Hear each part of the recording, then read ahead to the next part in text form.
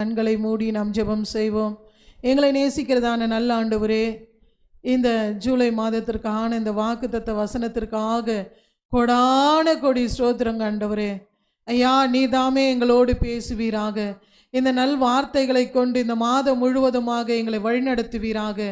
ஆண்டவரே, உம்முடைய தேவ திட்டங்கள் எங்கள் வாழ்க்கையில் நிறைவேற இந்த கால வேளையில் எங்களை அர்ப்பணிக்கிறோம். ஆவியானவர் தாமே தொடர்ந்து நீர் எங்களோடு பேசிக்கொண்டே இருப்பீராக. நாங்கள் கேட்கிறோம், மாம்சம் அல்ல ஆண்டவரே. தேவாவியானவர் நீதாமே வெளிப்படும்படிக்கு எங்களை தாழ்த்தி உம்முடைய கரத்தில் ஒப்பு கொடுக்கிறோம். ஆளுகை செய்து நீர் பேசி இடைபடும். ஏசு இரட்சக நாமத்தில் ஜெபிக்கிறோம் நல்ல பிதாவே, ஆமென். அல்லேலூயா.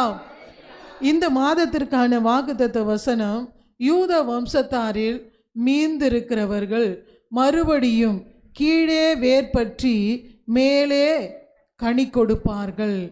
கீழே வேர்பற்றி மேலே கனி கொடுப்பார்கள் என்று இந்த மாதத்தில் தேவன் நமக்கு வாக்குத்தத்த வார்த்தையாக கட்டளையிட்டிருக்கிறார். அல்லேலூயா. கடந்த மாதங்களிலே, கடந்த நாட்களிலே நிறைய காரியங்கள் உங்களுக்கு நடைபெறாமல் இருந்திருக்கலாம். நீங்கள் சில காரியங்களுக்காக எதிர்பார்ப்போடு பிரயாசப்பட்டிருப்பீர்கள். அது கைகூடி வராமல் போயிருக்கலாம். அதற்காக நிறைய செலவு செய்தும் அதில் ஒரு ஆசீர்வாதம் காணாமல் இருந்திருக்கலாம். ஆனால் இந்த புதிய மாதத்தில் ஒரு பரிபூரணமான இந்த மாதத்தில், இந்த 7 என்று சொன்னாலே ஒரு பரிபூரணம் என்று அர்த்தம். அந்த 7வது மாதத்தில் வந்திருக்கிற உங்களை பார்த்து ஆண்டவர் சொல்கிறாரு, நீங்கள் கீழே வேர் பற்றி மேலே கனி கொடுப்பீர்கள். அல்லேலூயா. ஒரு மரம் இருக்குன்னு சொன்னால் அதுக்கு வேர் மிகவும் அவசியமாக இருக்கிறது. அந்த வேர் அதிகமாக நல்லா ஸ்ட்ராங்காக இருக்குன்னு சொன்னால் மரமும் எப்படி இருக்குமா, நல்லா உறுதியாக இருக்கும். அந்த மரத்தில் பார்த்திங்கன்னா பூக்களும் காய்களும் பிஞ்சுகளும் அல்லது நம்ம என்ன செடிகள் வைக்கிறோமோ அதற்குரிய பிரதிபலனை எப்போ நம்ம பார்க்க முடியும்னு சொன்னால், வேரில் நல்லா இருந்தால் தான் மரத்தில் நல்ல பலனை காண முடியும்.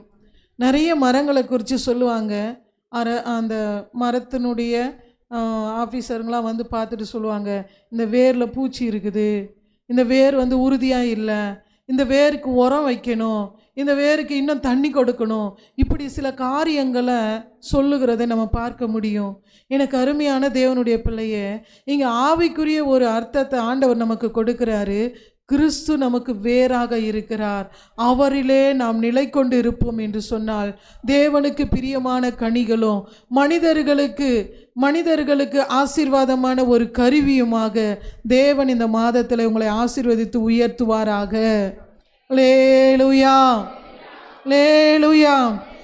எபேசியரில் 3ஆம் அதிகாரம் 17வது வசனம் நமக்கு சொல்லுகிறது, நீங்கள் அன்பிலே வேரூன்றி நிலைத்திருப்பீர்களாக.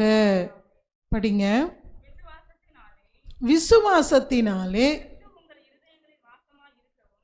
கிறிஸ்து உங்கள் இருதயங்களில் வாசமாய் இருக்கிறதும், நீங்கள் அன்பிலே வேரூன்றி நிலை பெற்றவர்களாகி. அன்பிலே வேரூன்றி நம்முடைய நீங்க சொல்ல சாத்தானே. அல்லேலூயா. என் தேவனாகிய கர்த்தர் என்னை ஆசீர்வதிப்பதற்காகவே சிலுவையில் பாடுகளை அனுபவித்து எனக்கு ஜெயத்தை கொடுக்க சித்தமுள்ளவராக அவர் இறங்கி இருக்கிறார்.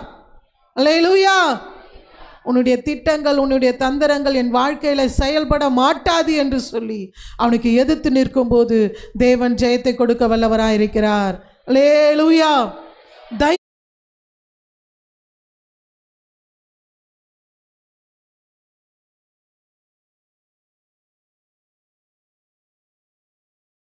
தைரியமாயிருங்க.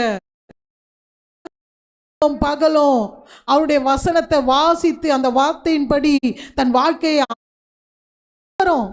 உன் வருமானம் எப்படி பெருகும், நீங்கள்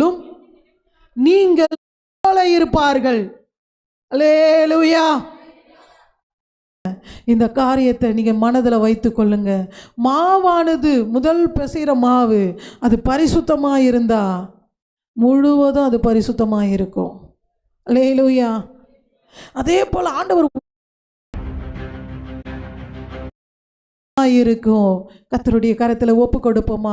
நம்ம எல்லோரும் முழங்கால் படியிட்டு ஹல்லேலூயா ஹல்லேலூயா ஹல்லேலூயா. வேதத்தில் இவ்விதமாக சொல்லப்பட்டிருக்கிறது. வெளிப்படுத்தல் 5ஆம் அதிகாரம் 5வது வசனத்தில், தாவீதின் வேரும்